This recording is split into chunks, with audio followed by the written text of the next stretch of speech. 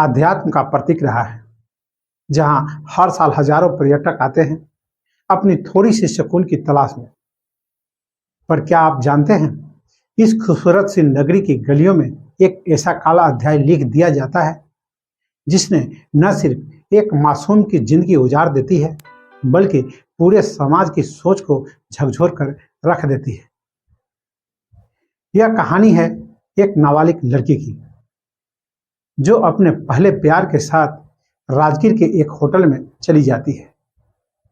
पर वह प्यार उस दिन नफरत, दर्द और दरिंदगी में बदल जाता है।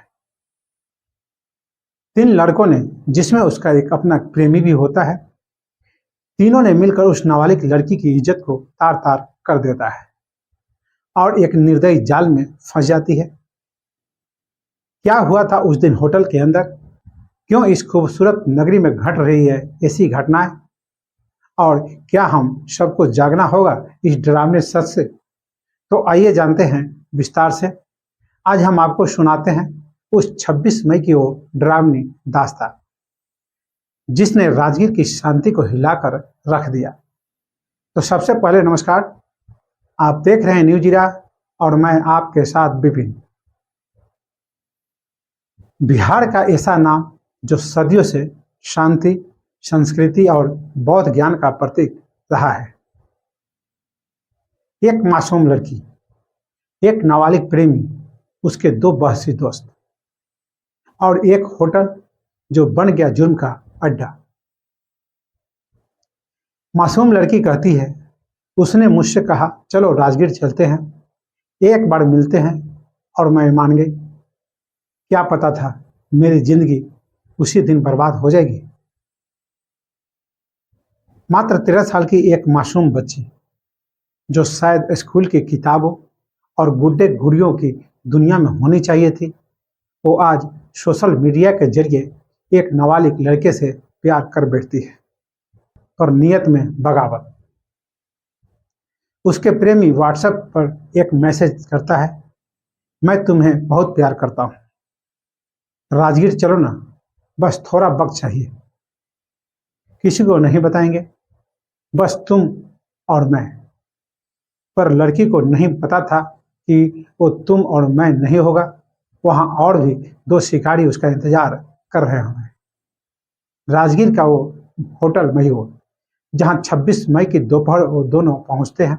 होटल में ना तो कोई आईडी कार्ड मांगता है और ना चेक करता है, और ना ही उम्र की पुष्टि।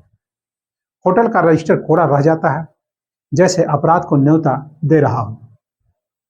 दोनों होटल के कमरा नंबर 203 में प्रवेश कर जाते हैं और दरवाजा अंदर से बंद हो जाता है, और बंद होते ही खुल जाती है हैवानियत की दुनिया। ये सब देख लड़की रोने लगती है और कहती है, मैंने कहा मुझे घर जाना है। पर वो लोग कहाँ मानने वाले। तीनों पर तो वहशीपन सवार होता है। उन्होंने दरवाजा तो बंद कर देता है और एक एक करके तीनों आता है और मेरी जिंदगी को तहस नहस कर डालता है। मेरी चीखें कमरे में गूंजती रही, पर मेरी आवाज किसी ने नहीं सुना। उस मासूम के लिए वो हर मिनट सदियों के बराबर था। कई बार बेहोश होती, कई बार होश में आती, पर दरिंदगी का सिलसिला जारी रहता है। आखिरकार जब सब लूट लिया जाता है, तब उसे होटल के बाहर फेंक दिया जाता है, एक बेजान जिस्म की तरह। मैं बस किसी तरह घर पहुंची। माँ ने पूछा क्या हुआ, मैं चुप रही, फिर रो पड़ी और सब कुछ बता दिया। इसके बाद राजगीर थाना पहुंचते ही केस दर्ज कर लिया जाता है। पुलिस फौरन एक्शन में आ जाता है, पर यह आसान नहीं था। एक नाबालिग लड़का, 2 बालिग दोस्त और होटल मालिक की मिलीभगत। पुलिस अधिकारी कहते हैं, होटल के रजिस्टर में नाम तक नहीं लिखा गया था। ये सीधे सीधे मानव तस्करी और रेप में सहयोग है। हम किसी को नहीं छोड़ेंगे। 30 मई की सुबह गया जी में छापेमारी होती है और चारों आरोपी, जिसमें नीरज उम्र 19 साल, सूरज 19 वर्ष, अभिषेक 30 साल और प्रेमी लड़का उम्र 14 साल, पुलिस की गिरफ्त में आ जाता है। साथ ही साथ होटल स्टाफ को भी पकड़ लिया जाता है। कमरे को सील कर दिया जाता है। घटनास्थल पर पहुंचे एफएसएल की टीम अपनी फोरेंसिक जांच शुरू कर देती है। इस घटना पर एक सामाजिक कार्यकर्ता कहते हैं, क्या यह हमारे समाज की हकीकत नहीं है? नाबालिग लड़के ऐसे अपराध कर रहे हैं और होटल संचालक पैसे के लिए आंखें मूंद लेते हैं। इस जघन्य घटना पर महिला आयोग की सदस्य कहती है, 13 साल की बच्ची की जिंदगी तबाह हो गई और हमारे सिस्टम में ऐसी कई बच्चियां हैं जो चुप है, डरी हुई हैं। प्यार की मासूम परिभाषा को आज जघन्य अपराध में बदल दिया गया है। सोशल मीडिया पर बच्चों की मनोस्थिति, अश्लीलता और बेकाबू मोबाइल संस्कृति को भी कटघरे में खड़ा किया जाता है। चारों आरोपियों को कोर्ट में पेश किया जाता है। 3 बालिगों को न्यायिक हिरासत में जेल भेज दिया जाता है, जबकि नाबालिग प्रेमी को बाल सुधार गृह में। होटल संचालक पर पॉक्सो एक्ट और 376D के तहत मामला दर्ज किया जाता है।